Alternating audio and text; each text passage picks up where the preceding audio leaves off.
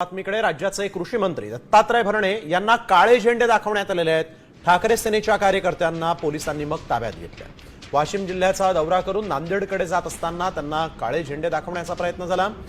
हिंगोली जिल्ह्यात शेतकऱ्यांचं नुकसान झालेलं असताना दत्ता भरणेंनी भेट दिलेली नाही, त्यामुळे शिवसैनिक संतप्त झाले आणि त्यांनी यावेळेस थेट त्यांचा ताफा अडवण्याचा प्रयत्न केला आणि काळे झेंडे दाखवलेले आहेत। संदीप नागरे आमचे प्रतिनिधी आपल्या सोबत यावेळेस फोन लाईनवरून जोडलेले आहेत। संदीप, आपण बघतोय की यावेळेस थेट ताफा अडवण्यात आलेला आहे आणि कृषी मंत्री जे आहेत त्यांना काळे झेंडे दाखवण्यात आलेले आहेत, निषेध करण्यात आला आहे। काय अधिक माहिती?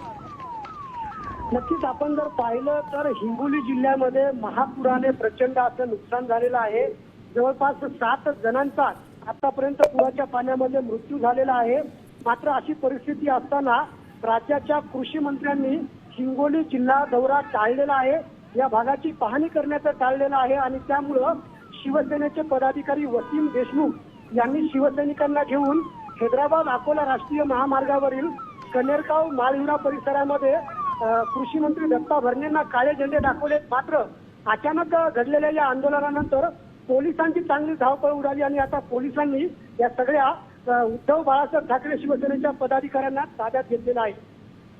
बिलकुल, धन्यवाद आपण दिलेल्या सविस्तर माहितीसाठी। तर आपण बघतो हिंगोलीमध्ये कृषी मंत्री दत्ता भरणेंना काळे झेंडे दाखवण्यात आलेले आहेत आणि यावेळेस जे शिवसैनिक होते त्यांना मग पोलिसांनी ताब्यात घेतलेला आहे।